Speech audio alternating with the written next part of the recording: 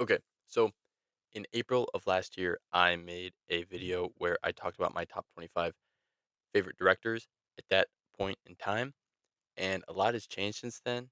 10 to 11 months have passed. A lot of movies have come out. So I wanted to re examine that list and look again at who I think the best filmmakers are in the world. So that's what I'm going to be doing in this video slash audio thing. Um, Before I started, I wanted to talk about some criteria I have for this list, as well as a quick qualification I have. So, in order to qualify for this list, a director needs to have released two movies in the past 5 or 6 years, or have released one movie with another on the schedule to be released either this year or next year. I want people on this list that make movies. This is a best directors right now ranking. It's not just like best directors in general. And then what I'm taking into account when I'm making this list, because I want this to be subjective and like my opinion and my personal preference, but I also want to take into account more objective factors of quality. So here's five things I'm taking into account when making this list. One is commercial viability and name recognition. How likely is this filmmaker to get people interested in one of their movies? How important are they to what is going on in Hollywood and in filmmaking right now? Number two is kind of in that same vein, influence on the film world. Just like, again, how significant are they within the film world? How much impact do they have? How much swing do they have? All of that stuff. Number three is quality of filmography, which is pretty obvious, but I want to note that I am emphasizing recent releases. So, for example, some people that qualify for this list are like Steven Spielberg or Martin Scorsese. Obviously, those people have made more great movies than anyone else I'm going to talk about when making this list because they've been making movies for 5, 6 decades. Whereas some of these filmmakers have, only been working for a few years. So I obviously am taking into account that like Steven Spielberg made Jaws, but I'm more interested in recent filmography, like the fact that Steven Spielberg made The Fablemans or something like that. Because again, this is about right now. Number four, do they have something exciting coming out in the future? So um, that's pretty self-explanatory, honestly. Is there something coming around the bend for these filmmakers that I cannot wait to see? And number 5 is personal taste. So, this is basically just me saying I'm gonna put whoever I want on this list. Honestly, there's one person that doesn't match the 5 to 6 year to a movie rule on this list, but, I you know, we'll get to it when we get to it, but I feel like that person just had to be on this list.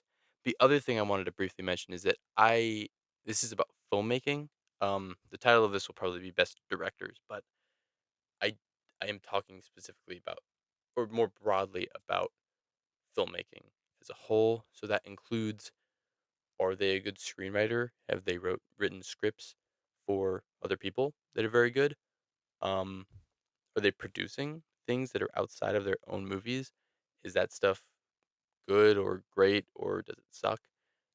For example, Jordan Peele's Monkey Paw Productions hasn't been making the best stuff. Him from last year was pretty disappointing. So we'll get to Jordan Peele when we get to Jordan Peele, but I did obviously I'm not as interested in the fact that he produced him as I am about the fact that he directed Nope or Get Out or Us. But I'm saying it is a factor. It's a small percentage, but it is a little bit of a factor. And yeah, just to quickly highlight how much things have changed in the past 10 to 11 months. The person at number 1 on my list last year was Luca Guadagnino. And when I made that video, I remember talking about how excited I was about After the Hunt, which was Luca's new movie with Andrew Garfield and Julie Roberts and Io Debris. It sounded really cool.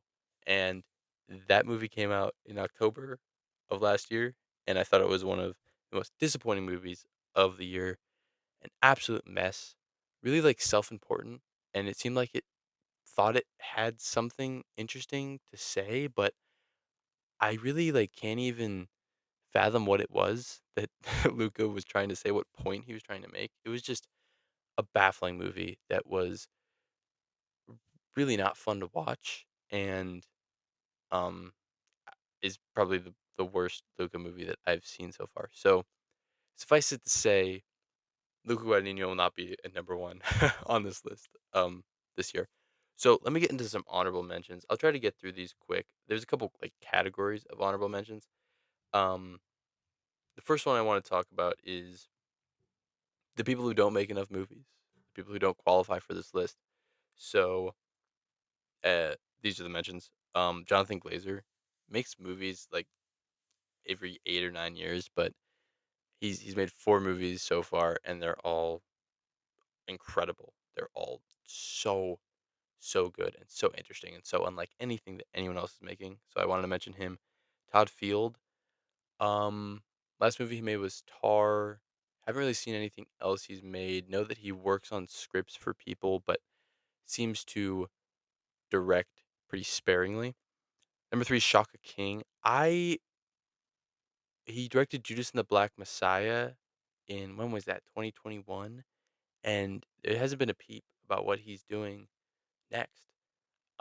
I don't know what happened here because, like, Judas and the Black Messiah was, it won awards, it won Oscars, it was really good. It had a great Daniel Kaluuya performance and an even better Lakeith Stanfield performance in it, and I thought it looked gorgeous, shot incredibly, incredibly well, and was just really engaging, and I I felt like, maybe he's not getting necessary funding, but I'm guessing that he probably just, like, either doesn't wanna make another movie or he is having trouble figuring out what to do next. Um, Another mention is Kenneth Lonergan, who kinda the same thing as Jonathan Glazer, makes movies, like, every 8 or so years, but when he does, it's, like, the most gut-wrenching, the most incredibly written stuff that you can find out there. I recently watched You Can Count on Me for the first time. Really, really, really good, and also, I think his movies are surprisingly funny. You know, you don't think about Manchester by the Sea as, like, a gutbuster, but, uh, a lot of the stuff in the middle section is just, like, Casey Affleck and Lucas Hedges shooting the shit, and it's really entertaining and kinda funny. Um, Boots Riley is another mention. Sorry to Bother You is his debut. He is coming out with a new movie this year called I Love Boosters. The trailer looks great. The colors are popping. It's like a very vibrantly shot movie, just judging from the trailers. And it looks kind of in the same vein as Sorry to Bother You. Some social commentary in there, but also just kind of like a goofy, fun romp. And I'm hoping that movie works out. I'm hoping that he becomes a bit more prolific because Sorry to Bother You is like one of the most impressive debuts of the past decade, and I still think a really underrated and really great movie. Um, Mary Bronstein, another mention. If I Had Legs Like Kick You came out this year. Really, really good and an interesting spin on like what the Safdie Bronstein camp of New York filmmakers have been doing lately.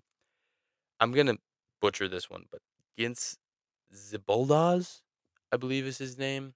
This is the animator behind Flow, and the reason that he makes movies pretty slowly is because he animates them all himself, he writes them all himself, he directs them, he produces them, and he scores them. So it's like literally he's just like a one man movie machine. But I guess the term machine kind of indicates that he is moving with some semblance of efficiency, and he's certainly not. But I don't really think he has to or he should be. Um, the quality really speaks for itself. Flow is gorgeous and a real miracle of a movie. It kind of looks like a PlayStation 2 cutscene at times, and um, there's no dialogue in it. You're just kind of like watching animals hang out, and yet it is riveting throughout and just absolutely gorgeous to watch. I'm gonna move a little bit faster through these. Alfonso Cuarón, love him to death. Spike Jones, Charlie Kaufman, Panos Cosmatos, who made Mandy, and Mandy rocks. I love Mandy. He's been trying to make this movie. I think right now Kristen Stewart, Oscar Isaac, and Elizabeth Olsen are attached to it, and it's supposed to be like a vampire horror romance thing, which sounds awesome. But apparently, it seems like funding fell through on it, which is weird because if you get those three people attached to a movie and you made Mandy, I would assume like your movie would get made. Maybe the script is bad, or I have no idea what's happening with it, but I really hope that gets made. Matt Reeves, this dude, oh my god, really pisses me off. Like he took 5 years to write a script for Batman 2. I don't know what happened there, but yeah, just make movies a little bit faster. And the last one I wanted to mention is Mike Mills, who made a movie called Come On, 20th Century Women as well. Really like sweet, slow coming of age dramedies that are just like very comfortable and very beautiful. So, yeah, the other category of filmmakers I want to mention is old masters who are still making good stuff. So these are people who maybe the the best movies of their career are behind them, but they're still like really good at making movies, and they've been making movies for a really long time, and they are very important to filmmaking. So I have to at least mention them. Here's some people. Ridley Scott. Ridley Scott probably hasn't made a good movie in a decade, but every time that a new Ridley Scott movie is announced, I'm like, this might be the one. This might be the one that kind of gets him back on his feet. And it never is, but I'm still gonna be there. I'm still gonna be there for him. James Cameron.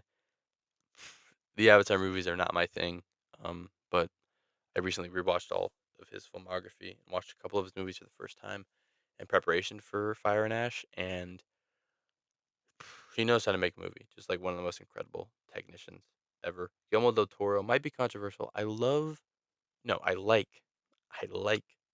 most Guillermo del Toro movies, but I don't really love any of them. So that kind of comes down to personal preference. Spike Lee, Aaron Sorkin, who in my opinion is much better as a screenwriter than he is as a director, but he's making Social Network 2 this year. We'll see how that goes. I'm very worried about it. Alex Garland maybe deserved a spot on this list, but I there's only 25 spots. Really, I think pretty great as both a director and a screenwriter. Um, but some of his output lately hasn't been really my thing. And if they've kind of rang hollow, and they feel a little bit not necessarily pretentious, but just kind of vapid, and simultaneously being substanceless and feeling like they should be full of substance, like Men in Civil War, I think are great examples of this. But I really love what he and Danny Boyle are doing with the 28 Years Later movies. Who's the other person? Another person I want to mention in this old masters category. Who else? Oh, Michael Mann. Cannot wait for Heat 2. I'm recording this the day that Christian Bale has confirmed he's going to be in the movie, so that means the cast is Leo, Bale, Adam Driver, Austin Butler, maybe Bradley Cooper, maybe Stephen Graham, maybe Al Pacino, maybe Robert De Niro, which is insane. um, it's crazy. Uh, I can't wait. And I actually thought Ferrari was pretty solid. Some bad Italian accents aside, Edgar Wright, Running Man was bad. Running Man was really bad, but I mean, come on, he's Edgar Wright. You never know. Thomas Vinterberg, James Mangold, Sam Mendes, Alejandro G. Inarritu, Steven Soderbergh, Jim Jarmusch, George Miller, who I really hope gets to make his Mad Max um, Fury Road follow up. I know Furiosa bombed, but like if you get Tom Hardy and Charlize Theron back in a Mad Max movie together, I think that movie would make bank, and it would also just be awesome. So hopefully someone should just give him the money. If I had $1 billion, that's probably what I'd do with it. I'd probably give it all to George Miller. Number 17 is Sam Raimi, who I add to this list because Send Help is a lot of fun, and no one really does it quite like him in terms of how he's blending genre, and he's making horror that is both kind of scary but also just absolutely ridiculous and very campy and fun. Um, I hope he keeps doing more original stuff because looking at his filmography, I was like, this guy hasn't made a movie that's not like IP in 2 decades since, or no, not 2 decades, like 15 years. And Sent Help was like his first original thing. Um, yeah, that is it for that category. The other people, okay, other category is anomalies. These are people that are not like film directors or just kind of they stand alone within filmmaking. Um, Number one is Nathan Fielder, who's mainly making TV, is set to make his directorial debut, feature length directorial debut. I'm not sure when. It's coming out in a year or two. It's about chess. I'm pretty sure. The Rehearsal and The Curse are some of the greatest pieces of media to come out in the 2020s so far, and just an absolute genius who is really funny, but also like kind of psychologically riveting in a way I love. Don Hertzfeldt, really great animator, animates everything himself. I've heard that there is a feature length movie for him in the works because he's made largely short films his entire career, aside from It's Such a Beautiful Day, which is honestly like one of the greatest movies of all time. Um, but yeah, I've heard that he's making a movie called Antarctica that is supposed to be on like a really, really huge scale, a bigger scale than anything he's ever made. So excited about that. Connor O'Malley. This is kind of weird because I mean, he makes stuff on YouTube, but like his stuff is so high budget and like the production value of it is so high that I can't really just call him a YouTuber. It's mainly like it's short films, and he's also tapping into this kind of comedy that really works within the internet age, where he's like, doing weird TikTok stuff and like making fun of conspiracy theorists that I love. And then he'll pop up in like, cameos in A24 movies and he's the funniest parts of them. So I've heard also that he's supposed to make his feature length debut as a director in the near future. Um, let's hope that's true because that would be incredible. Two actors I wanted to mention that direct: Jesse Eisenberg and Michael B. Jordan. Hayao Miyazaki, he's sort of an anomaly because I don't know if he's ever going to make a movie again. I've heard he is unretired, but at the same time, he's made two movies in the past like 10 years. And Boy and the Heron does kind of feel like a swan song and like a culmination of his entire career and is absolutely incredible. So I wonder if he even has another movie left in him. We'll see. I would love to get another Miyazaki movie, but at the same time, I don't know if you could ask for more from him. Number 7 is Bo Burnham. So he eighth grade is his only like normal directed movie. He obviously directed Inside, which um during the pandemic I was like really into, and now I don't really think about.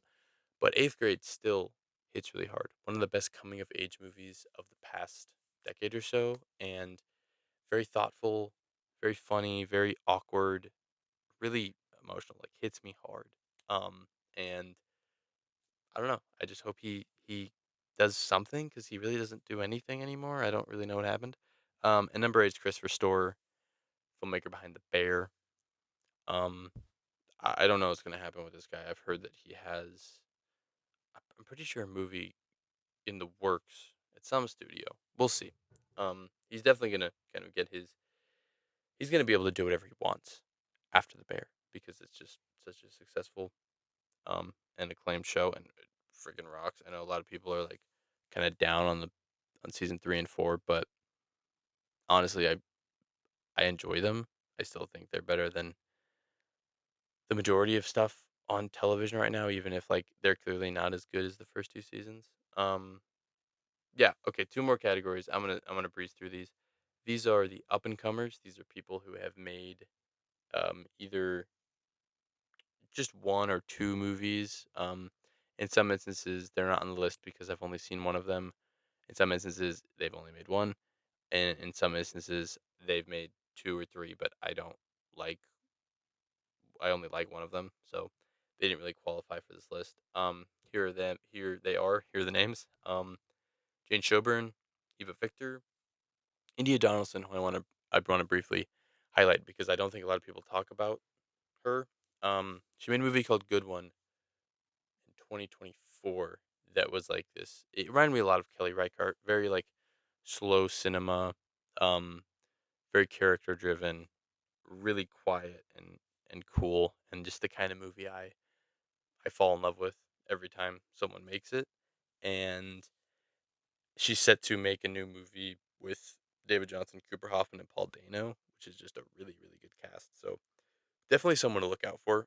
Andrew DeYoung, who directed Friendship and several episodes of Chair Company, so kind of like Tim Robinson's go-to guy. Um, I think it's very hard to direct comedy. Comedy directors are very underrated, but Friendship is maybe the funniest movie of the decade so far. Carson Lund, Aaron Schimberg, Corley Fargo, who obviously made The Substance, Ramel Ross. Nickel Boys was a movie I didn't entirely connect to because I struggled to get into like the first person perspective. I think I should probably rewatch it and I would get into it a little bit quicker. Um, but you kind of have to mention Ramel Ross in conversations like this because Nickel Boys is just like such a profound. It's like an experiment that somehow worked out perfectly on the first try and is like he's kind of rewriting the language of filmmaking. Like obviously certain movies have done first person perspective, but not for a movie like this and not for the entire runtime. And I mean, as much as I found it kind of difficult to get into, because if someone's rewriting a language, it's kind of hard to interpret at first, and that's kind of how I felt in the first 30 minutes of Nickel Boys. But when Nickel Boys is moving and when he's doing certain stuff with montage and with the edit and with the camera, it's like awe-inspiring and unlike anything I've ever seen. So definitely someone I had to mention.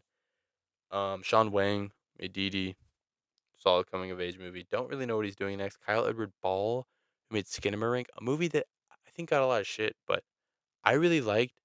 I think it's because people didn't watch it in a movie theater. They watch it like on their phone or on their laptop. And I watched it in a movie theater, and you really get immersed in the environment that Kyle Edward Ball is creating, which is like you're a little kid and you're watching cartoons and you're eating cereal, and it's kind of like the purest, most innocent place you can be in. And then he's like, "What if I scared the hell out of you while you were immersed in this like childhood nostalgia?" And I thought he did that brilliantly. I can't wait to see what he does next. Justin Triet or Justine Triet made Anatomy of a Fall, really good courtroom drama. Cord Jefferson wrote and directed American Fiction. Sean Durkin, who has a new movie coming out either this year or next year, his follow up to Iron Claw, which is like one of the most impactful tearjerkers of the past few years. And it's more than that. It's like a genuinely really entertaining movie that also just ends up being some of the saddest stuff I've ever seen. Um, who else? Oh, Christopher Borgley. I think next year, Christopher Borgley, and honestly, if I made this list like in 2 months, Christopher Borgley would probably be on this list. He has a new movie coming out called The Drama, stars Pattinson and Zendaya. The trailers look great. The premise looks fantastic, and his last movie, Dream Scenario, also had a great premise. Just a concept that you hear it and you're immediately like, I want to watch that now. And he, as a screenwriter, really like mined that concept for all it's worth. Got one of Nicolas Cage's best new performances and just directed the hell out of that movie. It like the tone is so strange. It's funny, it's scary, it's kind of sad sometimes. It's doing a lot and it never feels like it's doing a lot. It always just kind of moves fluidly. And I hope that's the kind of direction that he brings to the drama. And if he does, I think that movie's going to be a big hit and we're kind of going to be hearing his name in conversations like this a little bit more. Charlotte Wells made After Sun and then disappeared off the face of the earth. After Sun might be the best movie of the 2020 so far, and I just adore it. It's so good. It's so damn sad, and it's such an interesting dissection of like memory and regret and reflection and like looking back and I don't know, like remembering. I could do a whole thing on After Sun. I'm not gonna do it right now, but like please make a movie, Charlotte Wells. I like I she's incredible. Okay, the duos. This is a kind of a random category. Yeah, we'll talk about these are people who make films in duos. Okay, so I have Greg Quidar and Clint Bentley who have made back to back two Best Picture nominees that I love, Sing Sing and Train Dreams. They write and produce together, and but they switch directorial duties. So Quidar directed Sing Sing, and Bentley directed Train Dreams, and adore both of those movies. Um, if one guy had directed both of those, he would hands down be on this list. But I got a little confused, and I was like, which one should I put on this list? Should I put Bentley? Should I put Quidar? I didn't want to put both, so I just put neither. Um, but definitely two filmmakers to look out for. The Coens, I had to bring up the Coens. Like, how am I gonna talk about directors and not bring up the Coens? I have to bring up the Coens. Ethan Cohen is making some doo doo right now. I don't know what he's doing. Honey Don't was a rough watch that had me read. Like, it has to be. You have to make a terrible, terrible movie if you have been involved in like some of the best movies of all time, like Fargo, No Country, Big Lebowski, Inside Llewyn Davis. You have been involved in these movies. You have been a huge creative force behind some of the greatest American films of all time. And then you make Honey Don't, and people are like, "Are we sure he knows how to make movies?" That's crazy. That means you messed up monumentally. And maybe he can catch his footing. I don't think like again like I don't think you can be attached to so many great movies and end up being, like, completely talentless, but he's making some bad stuff right now. And I know Joel has a new movie coming out this year. Not sure if they'll come back together. It doesn't seem like there's any beef. It just seemed like they wanted to do 2 different things. Um, eh, hopefully they come back at some point to at least make 1 or 2 more movies together.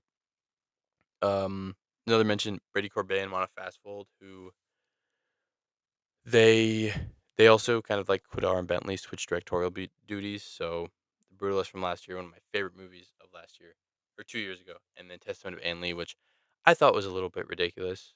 Um, and it was kind of like I don't know. I thought the singing was very goofy. Um, and to me, it's like I think it was to me what people thought Brutalist was, which was like really pretentious and self serious, but also like too ridiculous to take seriously. That's how I felt about Testament of Anne Lee. But like the craft is still there. The fact that they made this gorgeously shot period piece with incredible production design, incredible costume design that just immediately immerses you in the time for $10 million, which is the budget for both Brutalist and Anne Lee, is very impressive. And are also getting like career best performances out of some of our great actors in Brody and Amanda Seyfried. So have to mention them. I know the new movie Brady Corbet is making sounds really weird, and it's like 4 hours and spans 150 years and it's supposed to be rated X, which, like, I didn't even know you could do that anymore. I don't know what it's gonna be. We'll see. The Filippo brothers may talk to me, may bring her back. I like them. The Daniels, they haven't made something since Everything Ever All at Once, and I think that next movie, whenever it comes out, is going to, like I don't wanna say make or break them, but it's gonna be very important because that's like a blank check.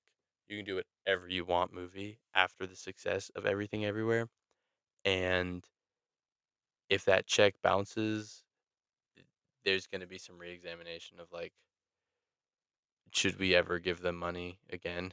Um, which, I mean, they've showed that they can do great stuff without that much money, but if that check clears, if they make a great movie that makes a bunch of money, that is, like, just as culturally significant and just as acclaimed as Everything Everywhere, you're looking at, like, 2 of the new Spielbergs, essentially. Um, so yeah, that might have been a bit of a stretch, but you know what I mean. And the last one's Lord Miller, who I didn't know what to do with them. They're about to make a new movie called Project Hail Mary that looks like it's probably my most anticipated movie of the next couple of months. Um, Looks so good. I read the book. The book is fantastic.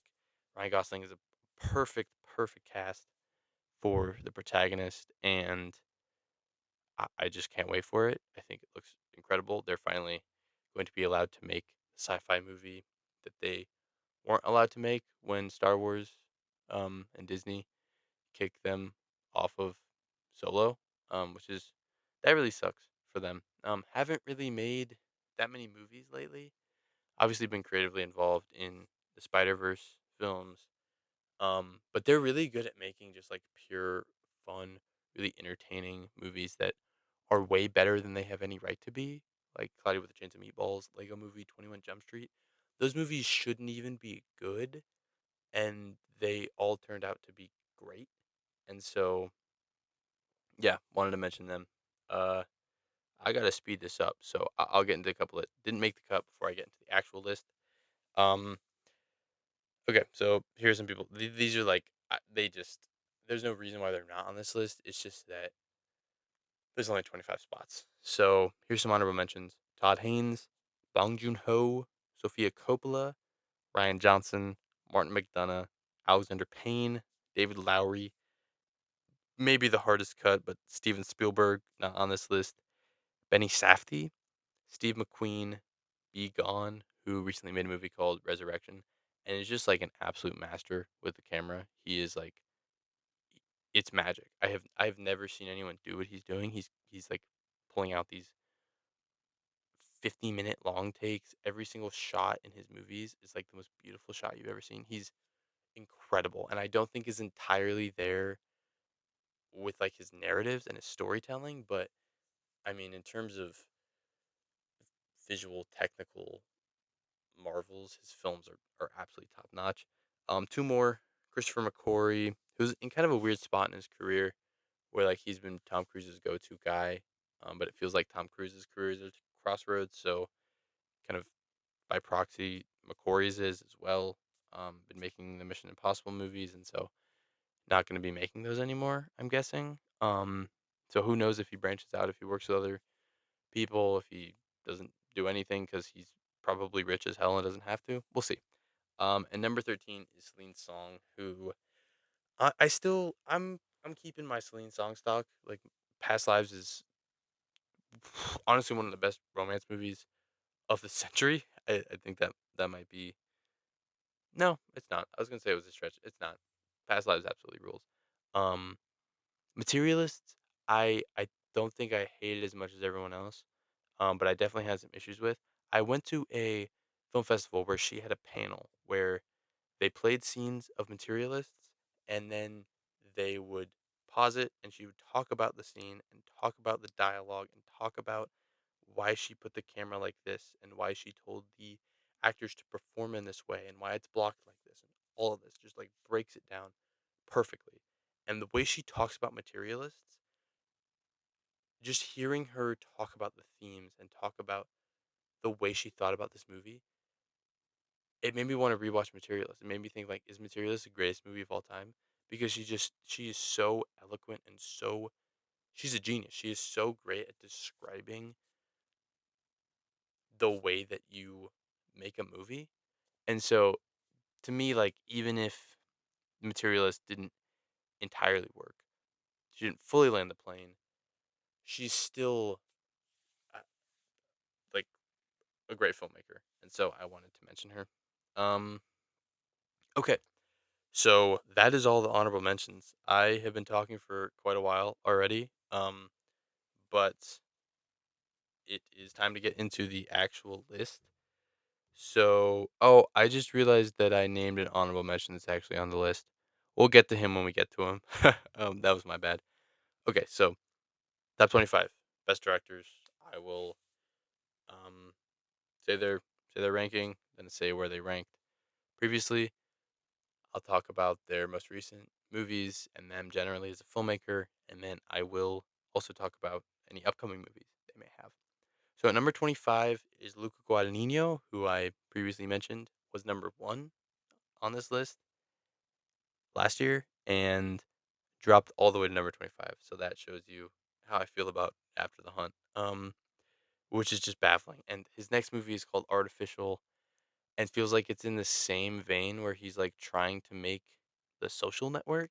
He's working with Andrew Garfield and he's making Artificials about open AI. So it feels like he's trying to make a movie about tech and a movie about a mogul around the same time that this mogul is like coming into fruition. Like he's trying to get ahead of it in the same way that Sorkin and Fincher did with Zuckerberg. I don't think this is what Luca Guadagnino is good at. I don't think he's good at um, campus politic dramas or whatever the hell Artificial is going to be. I think he's good at romances. He's good at Call Me by Your Name. He's good at Bones and All. All his movies are very different from each other. Like Bones and All is a horror movie. Call Me by Your Name is more straightforward romance. Challengers is a sports movie, but they all are very Luca Guadagninian in the way that they approach romance and the way that they approach character. And After the Hunt was like a complete detour from that in a way that was like kind of a betrayal of who he is as a director in a lot of ways. And so I really wanted to keep him on this list because there's still something there. Obviously, just making one bad movie doesn't mean you haven't made all these great movies, and it doesn't mean that he didn't have a hell of a 2024 with both Challengers and Queer, which are two of my probably like top 20 favorite movies of that year. But I am a little nervous about the route that he's taking. He feels like this generation Soderbergh in the way that he like keeps churning stuff out and never stops working, and that amount that like being prolific is going to lead to some movies working and some movies not, and he always is experimenting and trying new things, and sometimes that's not going to work out, but sometimes it does, and when it does, he's one of the best. So I wanted to keep him on this list. At number 24, we have Bong Joon Ho, who is the honorable mention that I honorably mentioned, and then it turns out he was actually on the list. Um, Previously he was not ranked. I don't know what I was thinking. His most recent was Mickey 17. Oh, I remember what I was thinking. I was very down on Mickey 17. I didn't really like it. And that was around the time Mickey 17 came out. And so that was kind of my thinking there. Um Upcoming he has a movie called The Valley, which I had never heard of, but apparently he's directing a stop motion movie that's about it was described as a deep sea drama, which sounds awesome. Um yeah, I recently watched Memories of Murder for the first time. Holy cow. Um just masterful. I don't really have much to say about Bong Joon-ho. He made Parasite what 6 years ago. I don't really feel like I feel like he deserved a spot on this list based off that alone, not to mention that like Mickey 17 didn't work out. I think there's something that gets lost in translation um for Bong when he makes English language films. Um I wish he would just kind of stick to Korean because when he's doing that his movies are a lot better for it. Um there's something like very on the nose and obvious about his two English language movies that I've seen at least, Snowpiercer and Mickey 17, that drag them down a little bit, even if there are elements of them that work. The dialogue just feels weird. And I don't know if maybe I'm misinterpreting, maybe it's not because of the language barrier, maybe it's something else, but whatever the case, yeah, Bong Joon-ho. Number 23, we have Barry Jenkins. Previously, he was an honorable mention, but didn't make the cut. Most recent movie is Mufasa: The Lion King, which I did not see, and he produced Sorry Baby. That's really the reason that he remains on this list. Um, hasn't made a movie since that I like since If Beale Street Could Talk. I haven't seen Underground Railroad, his Amazon Prime miniseries, um, that I would love to watch because I read the Colson Whitehead book that it's based on, and it's really good. So yeah, producing is one of the main reasons he's still on this list. He's produced Sorry Baby and After Sun the past few years. So even if he's not directing stuff that I'm into, he's still producing stuff that I'm into. And upcoming, he has a Ronnie Spector biopic with Zendaya and a movie called Natural Order, which is a sci-fi movie with Glenn Powell. So like he is going to work with two of the biggest young actors in Hollywood in the next few years. I feel like we're gonna get a Barry Jenkins comeback, and yeah, you can count me in. I love him, really like him. Number 22 is Joseph Kaczynski. I wanted to add a lot of variety to this list, and so Joseph Kaczynski is kind of like my dumb blockbuster pick. F1 and Top Gun Maverick are like they're some of the most fun I've had in theater in a long time. They're so fun and really entertaining, and they're kind of ridiculous. I think F1 more so than Top Gun Maverick. Like F1 is a really dumb conventional sports movie that I just can't help but get swept up in because the craft on display, the editing, the cinematography, the score, the pace, and like the propulsive nature of his movies. It's kind of dumb, but like watching cars go fast is fun, and even if there's like a very kind of loose, ridiculous plot tying it together, I'm still really into it. And so, yeah, maybe the best picture nomination was a little much, but I think that does speak to the fact that both the nomination and the box office success of F1 and Top Gun Maverick speaks to the fact that people want films like this right now, and people want directors like this right now that just make very fun, kind of dumb blockbusters that are also sophisticated in the way that they're being um, made, so they don't feel as dumb as like Transformers or um, like Avengers. So yeah, really love Joseph Kosinski, and his next movie is going to be Miami Vice. Um, I think in 2027 with Austin Butler and Michael B. Jordan. So pretty pretty big new movie to follow up F1. Number 21, I have David Fincher, who previously was an honorable mention. Most recent is The Killer, and honestly, the reason he's on this list, besides the fact that he's David Fincher and he's made some of the best movies of all time, is that I am just so excited for what he's going to do with Adventures of Cliff Booth, the Once Upon a Time in Hollywood sequel that he is directing. Teaming up with Brad Pitt again, obviously very exciting. Um, it's such a strange choice because like Once Upon a Time in Hollywood is so loose and fun, and loose and fun are like the two words that are least associated with David Fincher in my mind. He is like tight and serious and intense, and so I'm curious to see how that blends together. How he's gonna like make. I think his movies are like kind of fun in like a weird way. Like Fight Club is very fun, it's also a little cynical and kind of dark. And maybe that's the kind of energy he's going to bring to Cliff Booth. But I don't really think I have to talk much about why David Fincher is on a best directors list. He's David Fincher. Number 20, I have Richard Linklater. Previously, he was number 14, which that's pretty high. I think I was high on Hitman, and I was like, this guy is great, and I love him to death, and I still love him to death. Um, he came out with two movies this year, Blue Moon and Nouvelle Vague. Still haven't seen Nouvelle Vague because I know it's mainly about Breathless, and I want to rewatch Breathless before I rewatch Nouvelle Vague, and I want to do a double feature, and so that's like a 3.5 hour night. I haven't found the time yet, but I definitely will. Blue Moon is great, a really great script that he once again Richard Linklater messing with time.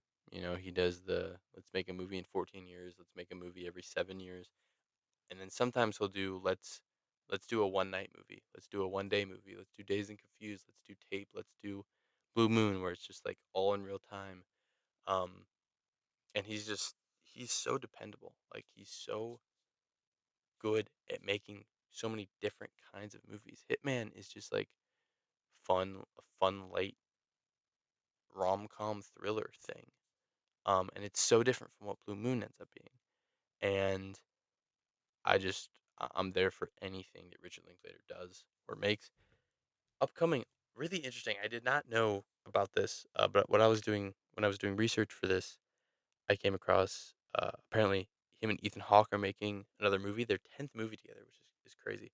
Probably one of the best director actor duos of all time. But Ethan Hawke did an interview about it, probably while he was like campaigning for Blue Moon for the Oscars, and he said like this is gonna be one of the greatest movies of all time, and it's been like a passion project for them, and it's been something that Linklater has wanted to make for a very long time. So I don't know if that's just Hawk hyping something up, or if there's actually something there that is like gonna be legendary. But I'm really excited. He also has Merrily We Roll Along, which is um the Broadway. I've never seen it. I don't watch plays, but like the Broadway play, he's adapting it. But he's doing his like he's on his time stuff again, and it's like gonna take 20 years, so it's coming out in 2039 or 2040 around that time frame, reportedly, allegedly. So very using the term upcoming releases very loosely when I talk about that movie, but it is worth mentioning. Um, Also worth mentioning is number 19, Park Chan Wook, who previously was an honorable mention, but his most recent movie, No Other Choice, really won me over. Um, wow, like holy cow!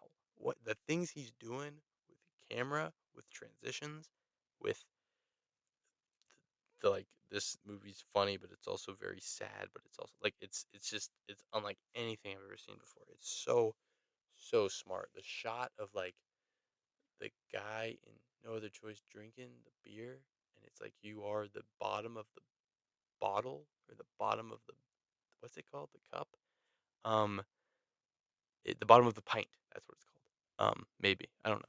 You're the bottom of the pint is just so gorgeous to look at, and God, I love No Other Choice. It's very funny. It's got like a lot of biting social satire to it, and really good. So definitely have to mention Park Chan-wook, who's just an absolute master. Number 18 is Wes Anderson, who previously was number 8. So he dropped 10.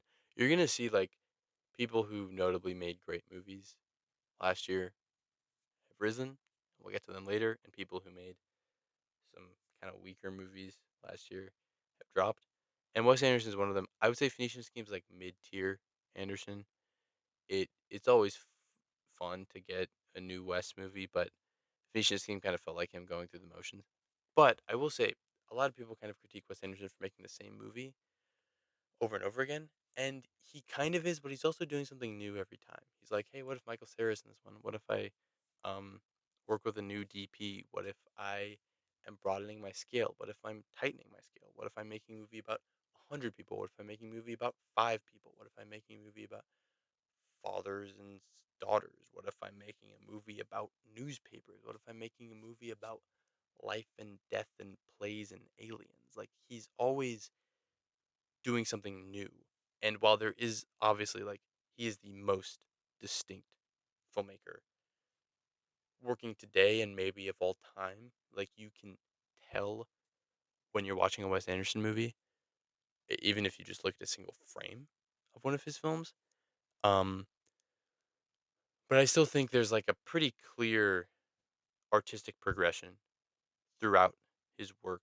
Like Bottle Rocket is nothing like Phoenician Scheme. Royal Tenenbaums is nothing like French Dispatch, but at the same time, they're very similar. So I don't know. Upcoming, definitely something is all I put. I believe he's talked about making a movie with Richard Ayoade and Roman Coppola, um, which is cool. I really want him to team back up with Timmy Chalamet again. I think Timmy Chalamet is so good in French Dispatch, and that might be like the jolt that Anderson's career needs right now because he feels like he's stuck in this moment in his career where like the diehard Anderson fans are there day one and then no one else is showing up. And so he's not really allowed to push himself because he's not really getting significant budgets to do something more ambitious with. Um and Chalamet worked really well within the context of a Wes Anderson movie in French Dispatch. So I think like having the biggest actor in the world, arguably, come back into your movie would like get a lot more eyes on you and maybe allow you to do something a little bit more out of the box, a little bit more exciting, and kind of like reinvigorate what you're doing. Um, but I also think Anderson's pretty content, just kind of doing whatever. I'm pretty sure he has like a billionaire investor who just likes his movies and gives him money all the time to do whatever he wants with. So seems like he's in a really good spot. Number 17, we have Joachim Trier. Previously, was not ranked. Most recent movie, Sentimental Value. Uh, rules. Really good movie. I don't know what he's got upcoming. I've seen three of his movies. August, also August 31st, Worst Person in the World, and Sentimental Value, and all of them are like 4.5 to 5 star. Holy cow, masterpieces. He's someone who's so on my wavelength. The way that he, like, I don't know, the way he communicates emotion without using dialogue, with using just like methods of filmmaking. I always feel like I immediately clock. This is gonna sound like I'm like so pretentious. So I don't know. I'm trying to say like I immediately clock what he's doing with the camera, what he's doing with each specific creative choice, and it's very fun for me to watch his movies because of that. Um, I also think he sees life in this really fascinating way. There's a moment in also August 31st that is just the protagonist after he has had coffee with someone and the person he has had coffee with leaves, and he just sits in the coffee shop, and Trier through the sound design kind of flips between all the conversations that this guy's overhearing in this coffee shop, and it's like this very quiet, very relatable moment of just like this guy soaking in the world around him, and it's something I've never really seen in any other movie, especially executed this well. Um, and that's a small moment that like means everything to me. It is so brilliant, and his movies are full of stuff like that. So had to put Joachim Trier on this list. Number 16 is Jordan Peele. Previously, he was ranked at number 18, so he rose up two, which I know I mentioned like him would factor into that, like him producing him, Jordan Peele producing the movie Him is what I mean, would affect his ranking, but it seems like it didn't because he went up two. Um, yeah, his most recent movie obviously is Nope, and upcoming, I have no idea what he's doing, but I hope he's gonna make it quick. I I wonder whether or not he's gonna continue in the realm of horror because even Nope feels like he's straying a little bit away from that genre. It's more like a straightforward sci-fi movie. It's just kind of like Jaws, but it's an alien, which is a brilliant premise. Um, yeah, he just makes movies that are like they're spectacles, they're moments, they are movies you have to see in the theater. I really like him. I hope he comes out with a new movie soon. Number 15 is Quentin Tarantino. This is the I don't know if I mentioned this. Uh, I'm cheating on this. He hasn't come out with a movie since 2019.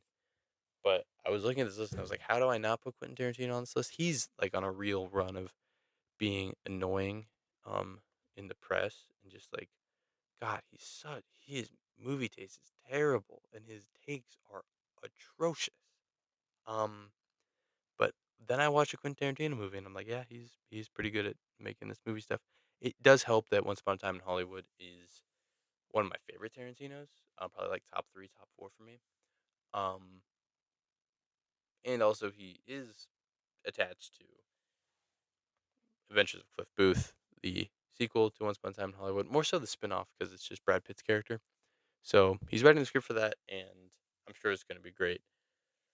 I don't know why he's doing this stupid 10 movie rule. I just think he is restricting himself for absolutely no reason. And he seems to be psyching himself out a little bit and is not making his 10th movie because he knows that it's going to be his last or he wants it to be his last. And so he's trying to make sure it's like the greatest movie that's ever been made. And just make a movie.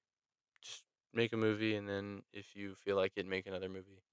And if you don't feel like it, don't make another movie. But don't like early on in your career say you're only going to make 10 movies without having your career planned out. what are you doing? Why would you do that? I don't know. It's weird, weird guy. Um, and I should note, didn't mention this, but like not ranking these people as like people, no, not ranking like their moral code or their taste in actors or movies. So that's why Tarantino's. If I was Tarantino, would be very low on this list. But anyway, um, number 14, Ari Aster. He was at 13 last list, dropped one, which I was surprised by because I think I'm higher on Ari Aster now than I was last year. He had just come off Bo is Afraid, which I thought was like a great self-indulgent vanity project. Um, that has all of the negative connotations that come with a self-indulgent vanity project, being way too long, being a little over the top, being kind of unnecessary, but also showed that he knows how to make a movie, and saw him going away from horror in a way, and then he does that further in Eddington, which is just brilliant in my opinion and aged so well, even though it's only been out for 8 months. No, when did it come out? July, like 9 or 10 months. But yeah, it's a movie that's like so topical, so relevant, very funny, really, really good satire all over it, and I think is a lot more relevant and a lot more relevant than people are giving it credit for.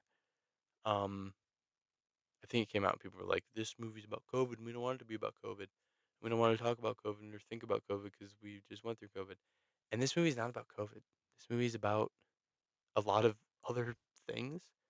It's about conspiracy theories. It's about the internet. It's about political divide and who's really winning right now. And it's so, so good at delivering those ideas while also being really entertaining and really funny. Um, yeah, I also wanted to mention producing wise, he has a lot going on. I was looking at his credits and I was like, who what are he's got like 10 movies he's producing and I want to list a lot of them right now because I think what's happening is this is kind of interesting. A24 seems to be like we have filmmakers that make great movies for us and direct great movies for us. Maybe we should see they probably have good taste and maybe we should see what movies they want to produce for us, what ideas they have, what projects they want to develop. And so, um, a lot of these movies are for A24. Most recently, he also produced Begonia, which isn't for A24. But here's the upcoming stuff he has in terms of like what movie he's gonna make, he's gonna direct. I'm not sure, but producing the drama that I previously mentioned, the Christopher Borgley movie, Pattinson and Zendaya, Primetime, another Pattinson movie about to catch a predator. That sounds fascinating. Enemies, a crime drama thriller starring Jeremy Allen White and Austin Butler that sounds kind of Heat-esque.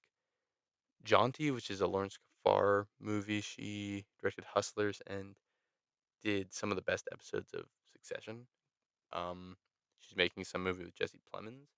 Antarctica, that Don Hertzfeldt movie that I mentioned earlier.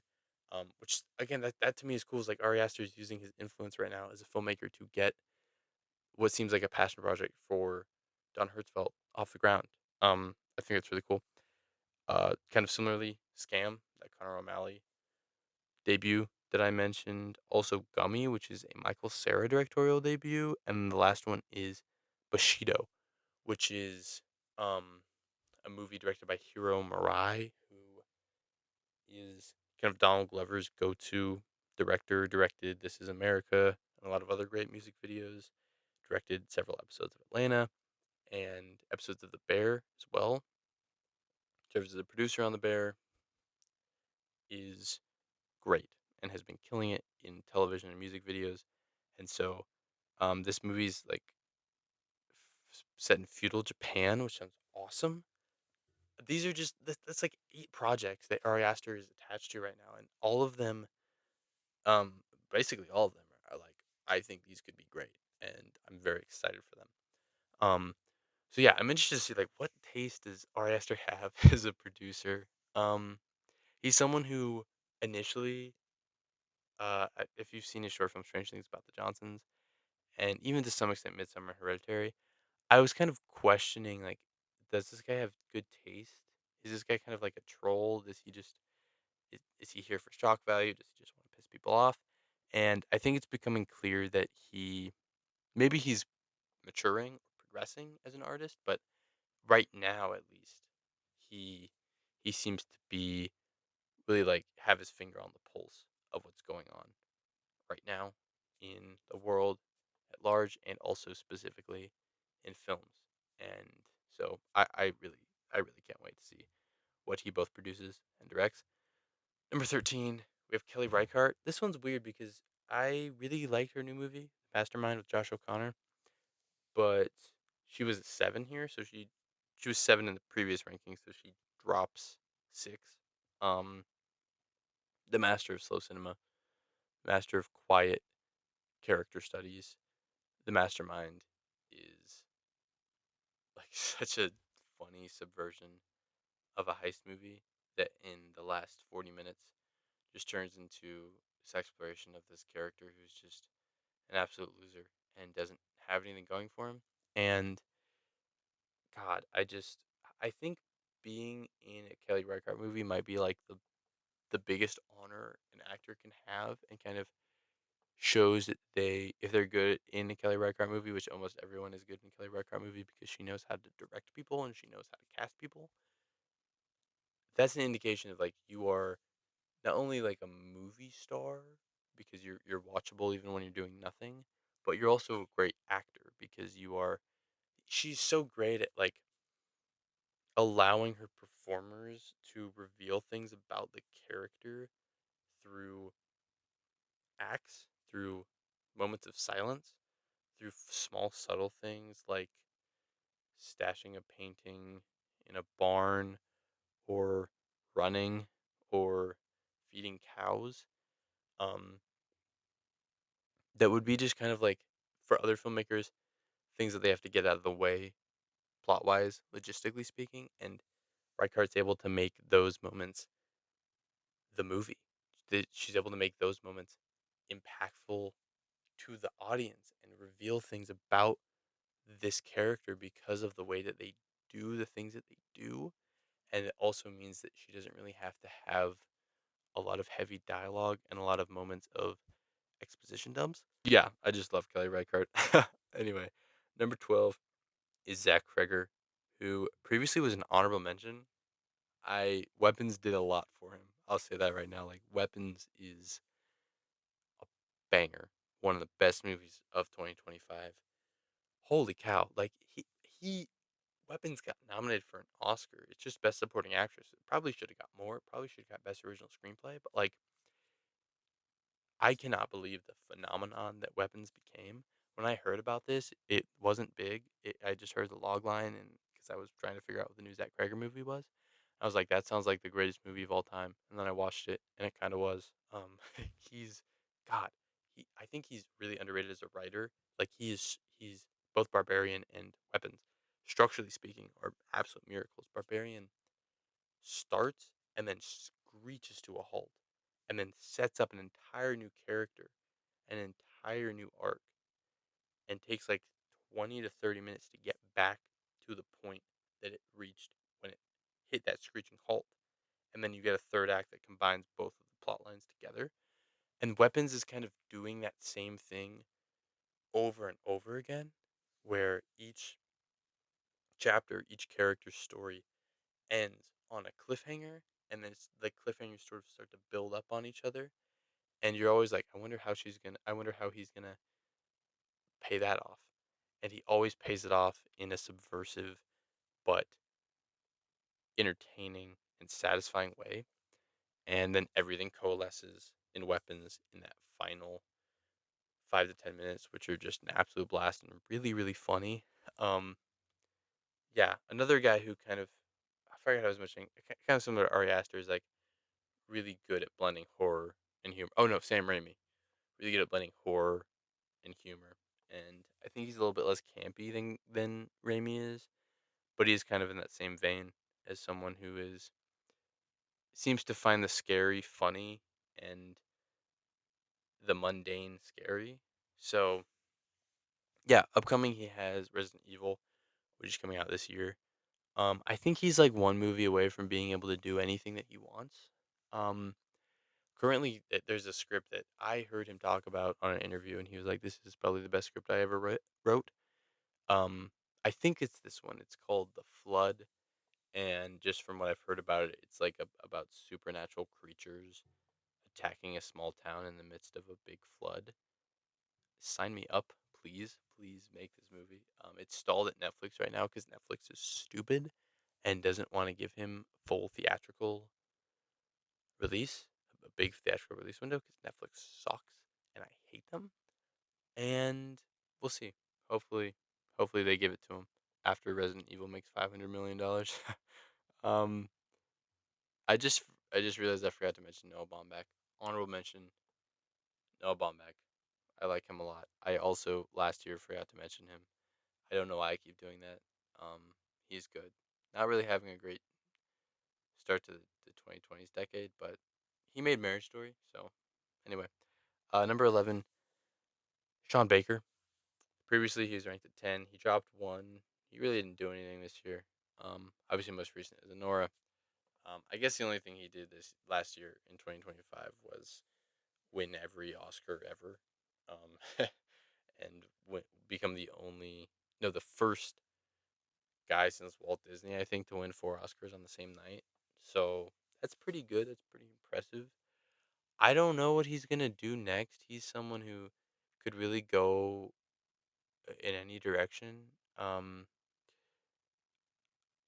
A lot of filmmakers who have won Best Director or won Best Picture or both, they tend to get a blank check movie, like I mentioned with the Daniels. Mickey 17 is an example of this for Bong Joon Ho after Parasite. Um, but Sean Baker is characterized and almost epitomized by, like, the epitome of Sean Baker is a low budget indie. And so how weird, like, it wouldn't feel like a Sean Baker movie if he made like a $50 million movie or $100 million movie. It just doesn't feel like it. I don't even think that would make a lot of money because he doesn't make movies that are like super commercially viable. Um, but he makes great films and he makes really cool pieces of American neorealism that are, I think Red Rocket and Anora, his last two movies, are also just really fun to watch and remind me a little bit of like Safdie Brothers movies and how they're like coordinated chaos, especially Red Rocket because it's about a really unlikable character. Um, and Anora is, I think maybe his best movie, pretty close to his best movie. Um, and the past three things that he's made, Florida Project, Red Rocket, and Anora, are like classics. They're so good. Red Rocket's really underrated. I like what he's doing. Number 10, this is some okay. Number 10 is Damien Chazelle. He was previously not ranked, which is I just forgot. I forgot about Damien Chazelle. My bad from last year. I'm rectifying that by putting him in the top 10. His most recent movie is Babylon, which absolutely rules, and deserves to be, reclaimed. I think it's already been reclaimed. I don't know what happened there. The first time I watched Babylon, it was in the midst of like a critical panning and people acting like it, and people saying it was a box office bomb. And I think that kind of dictated my emotions, my feelings towards it, because I remember watching it and being like, this is a great feat of filmmaking, but I feel kind of numb to it. I feel emotionally kind of closed off, and I don't really think it does a lot to get me invested in the characters.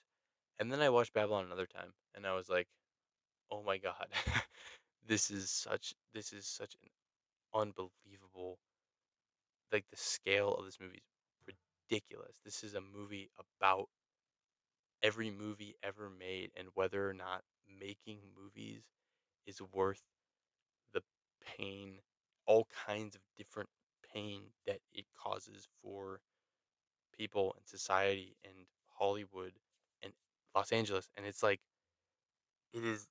I think okay to me this is like the end all be all of what Damien Chazelle has been exploring for his first 5 movies, which is like the question of is it worth it? Is it worth losing your sanity if you're the best drummer of all time? Is it worth losing the love of your life if you accomplish your dream? Is it worth making movies to endure just whatever the hell happened in Babylon? um, and he always kind of ends with this question, and he never fully answers it.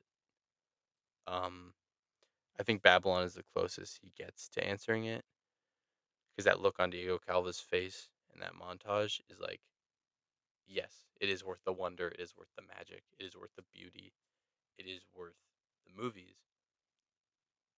And again, like I mentioned, Babylon's so large scale and is like exploring that movie, exploring that premise, that theme on such like a macro level on such a huge scale that it feels like he can't really top that. And so that's kind of become the thesis of his career is this question of is it worth it? And so as he goes into his 6th movie, I'm hoping that he kind of strays away from that and starts doing something different, investigating different themes, stuff like that. Obviously, directors are always going to have through lines, but I hope that he's able to do something different with his movies. Upcoming, he has a Untitled Prison movie starring Daniel Craig, Killian Murphy, and Michelle Williams. Yes, like that might be the perfect trio to put in any movie. Also, an Evil Knievel biopic that I'm not sure when this is gonna come out. I think he's doing the prison movie first and then this, but it's with Leonardo DiCaprio, who is pretty good. So yeah, number 9 we have Yorgos Lanthimos, who was previously at number 2. Most recent was Begonia, which I enjoyed. I think I like Yorgos, but I also feel like the other people above him are a little bit more significant and influential in the film world. And Yorgos to me is kind of like Wes Anderson, where you know what you're gonna get, and he's always gonna do something to push himself as a filmmaker. But there's also a little bit of sameness to his movies, and there's kind of a floor. No, there's not a floor. There's a ceiling on what Yorgos can accomplish, and the ceiling is like he gets nominated for Oscars but doesn't win, and only like devoted film nerds watch his movies. Um, Even though he's working with one of the biggest movie stars in the world. Upcoming, probably something with Emma Stone. Just gonna kind of go out on a limb and expect that. Yeah, that's really all I have to say about Yorgos. Number 8 is Greta Gerwig. Previously, number 12 rose up for. Why do you say? I do not know. Most recent, obviously, is Barbie, which may be like the most impressive thing that's happened in Hollywood. It's like I'm gonna make a movie about a doll, and it's gonna make $1.5 billion and be good, and everyone is gonna love it, kind of, except for the people who didn't love it. But who cares about them? Um, yeah, Barbie is good, and Greta Gerwig is good. This is kind of weird, and the reason that she's a little bit lower is because I think Barbie is a bit of a drop in quality, in my opinion, because Lady Bird and Little Women are so they're like perfect. They're masterpieces, in my opinion. And I was I usually when I talked about Greta Gerwig, I always said her movies get progressively a little bit worse. Like not noticeably worse, but like gradually like Lady Bird's a 5 star, Little Women's a 4.5, Barbie's a 4. And like is that drop gonna continue? And now I've watched Little Women a couple times, and I'm like, nah, this is a 5 star. This is a masterpiece. Um, her upcoming movie's Narnia. I don't really understand why that's what she's doing now. Why is she attracted to that source material? I'm not sure. And in November, I guess we'll kind of see another reason that she's high on this list is because the sway she has in Hollywood is unmatched. Like a lot of the people near the top of his list are at the top of this list because they're kind of allowed to do whatever they want within Hollywood. Um, and kind of the same thing for Greta Gerwig. Narnia is getting a 4 week theatrical window for Netflix, which is unprecedented. That's never really happened.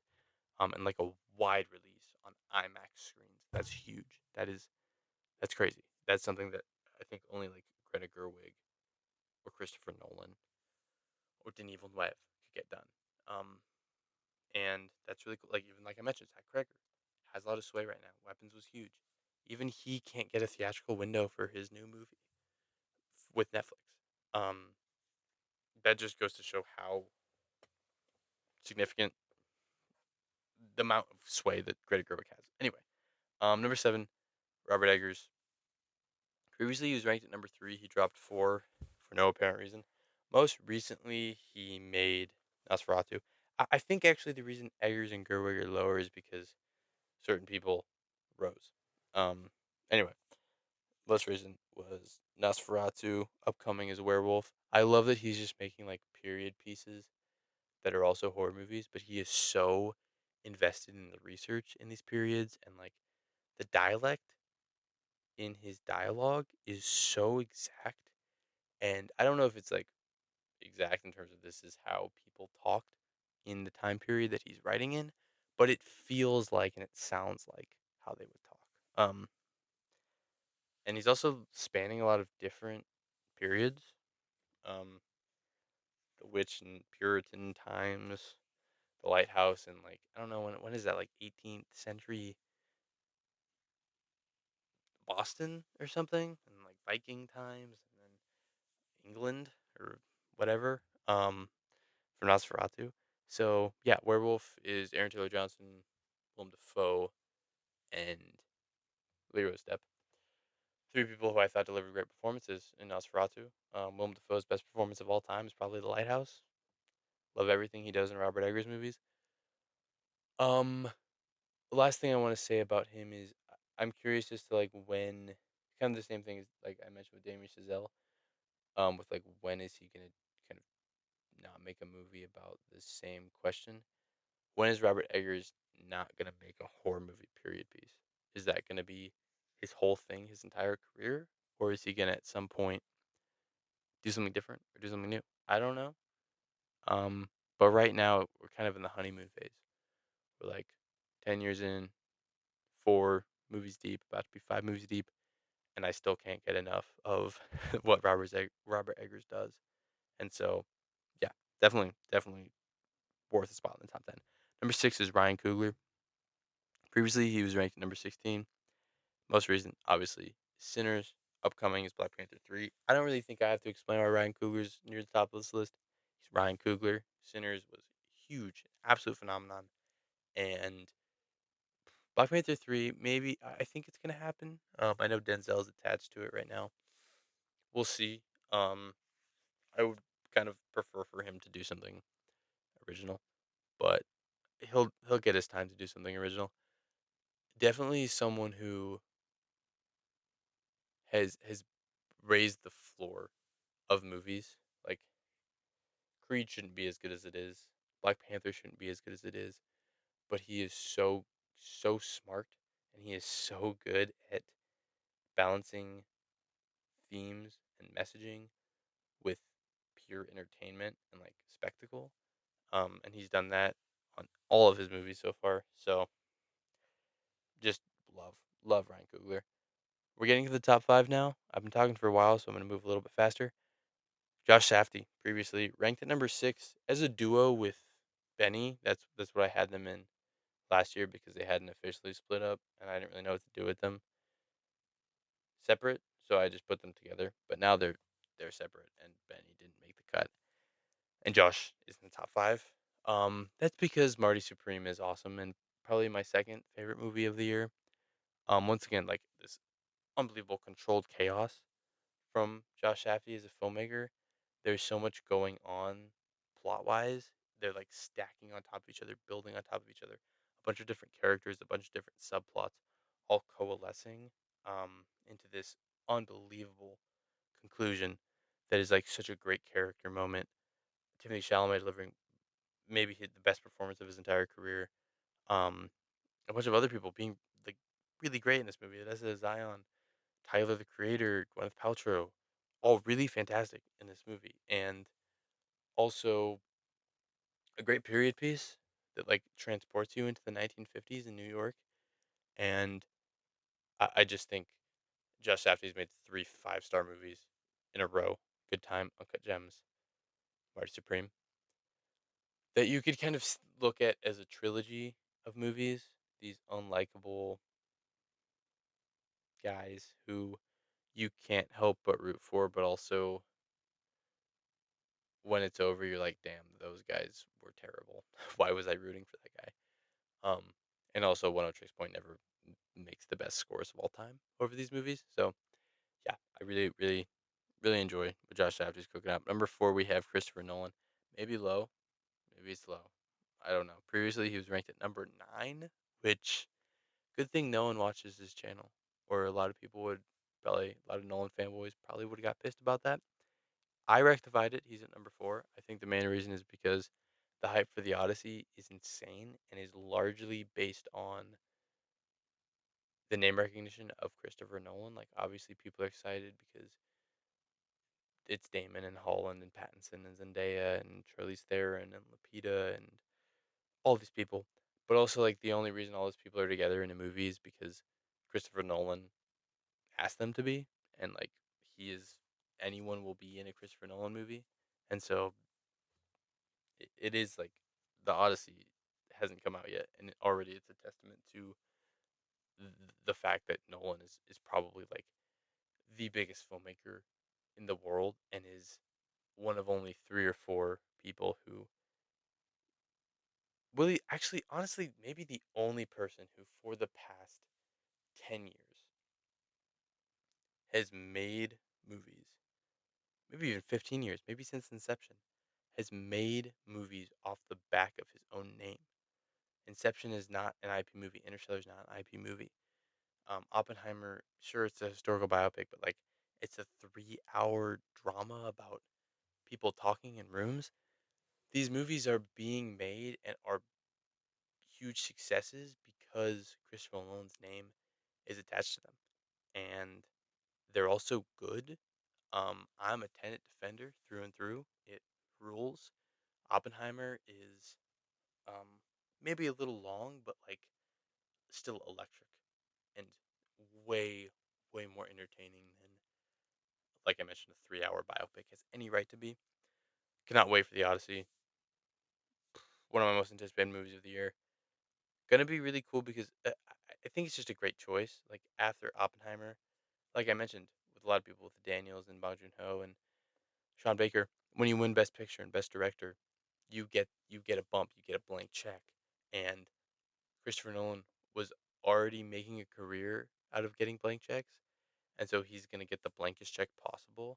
And he could have done something smaller scale. He could have like done something different. He could have taken a break, but instead he was like, "No, I'm gonna go even bigger with an even bigger cast, and I'm going to adapt one of like the most important stories in of all time."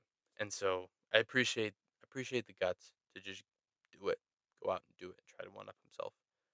We'll see how it turns out. Number three is Martin Scorsese.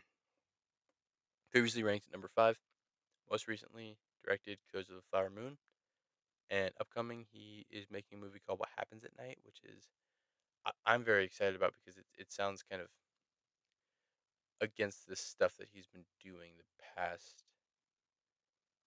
8 or 9 years, which are like really long 3 hour epics that are exploring themes that he's been obsessed with his entire career.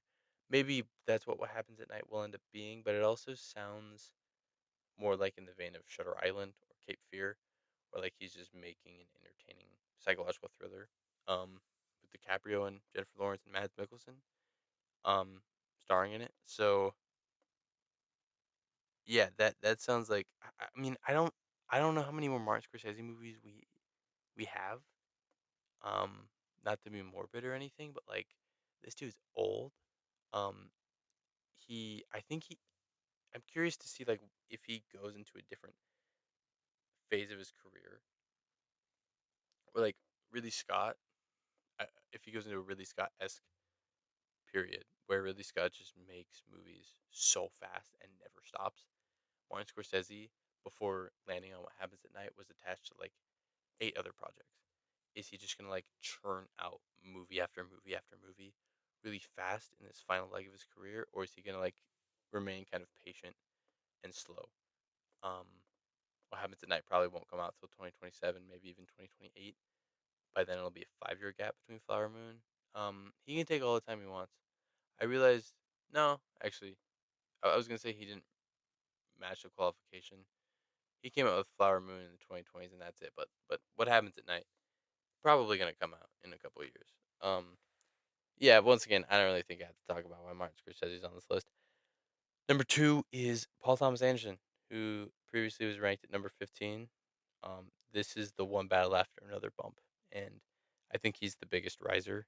Most recent is One Battle After Another, my favorite movie of the year. Almost certainly gonna win Best Picture. Definitely 100% gonna earn him a Best Director, his first Best Director Oscar, which is crazy. This guy's made like an absolute masterpiece every single decade for the past 4 decades. He made Boogie Nights, and then the 2000s he made There Will Be Blood, and then in the 2010s he made The Master, and then in the 2020s he has made One Battle After Another. And 10 movies in, I think it's pretty unmistakable. I When I did my ranked video, um, I talked about how in the intro, like he doesn't have the name recognition of a Tarantino or a Nolan, but he is just as good as those directors, and I think is just as much a master of his craft as those guys. And in a lot of ways, is I don't know, he's just doing something different every time, and in particular, One Battle is like the largest scale thing he's ever done, and he pulls it off so well. Um, like I came in with high expectations, and they were exceeded. Number one though is gonna be Denis Villeneuve. I debated this, and honestly, like the rankings don't matter too much. Um, but Denis Villeneuve, I don't know, like he hasn't missed. Like Paul Thomas Anderson, Licorice Pizza, not that great. Martin Scorsese, been moving a little slower. Um, Christopher Nolan, like Tenet, I mess with Tenet, but also like I mean Tenet is like kind of stupid. Um, but like in this top five, Denis Villeneuve is someone who hasn't missed in I don't even know how long. Like has Denis Villeneuve made a bad movie in the past 10 years? Probably not. Like Sicario rocks. Blade Runner is incredible. Arrival, I recently rewatched. Just gut wrenching and such an interesting movie. Oh my god! I recently watched On Set Yes for the first time. Holy cow! I think only Fincher really has this ability for me, and maybe Scorsese to an extent. But like Villeneuve is such a capable filmmaker and knows exactly how to like pace his movies to the point where like I get lost in them. I lose track of time. I lose track of where I am. I like get transported in a way that very few filmmakers can do.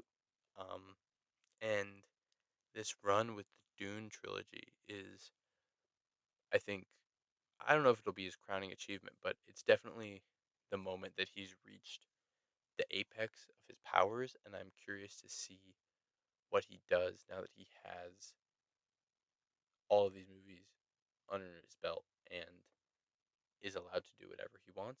Um, and we'll see how the James Bond movie turns out. I almost put him lower on this list specifically because I don't really care about James Bond. I've never seen a James Bond movie, but like if Denis Villeneuve's making a spy movie, I'm gonna watch it. I'm gonna watch the James Bond Denis movie. So yeah, I'm all in on Denis. I think Dune 2 is a miracle. obviously he's gonna make Dune Messiah this year. Which along with Odyssey and probably Project Hail Mary are the 3 movies I'm most excited for. And if he pulls that off, if he pulls off adapting Dune Messiah, which is a very tricky book to adapt, even more tricky than the original Dune, I he's the goat if he pulls it off. So, um, yeah, Denis Villeneuve right now, my favorite filmmaker in the world, one of the best directors right now. That is my list. I've been talking for a way longer than I thought I would, so I'm going to stop talking, but let me know if you somehow made it through this entire list or maybe you kind of skip through it. Yeah, let me know who are your favorite directors. What do you think of this list? Anything else you want to say or talk about in the comment section? Like and subscribe, especially if you made it this far. If you made it this far, holy cow, that's crazy. Um, yeah, top 25 directors right now. That's it.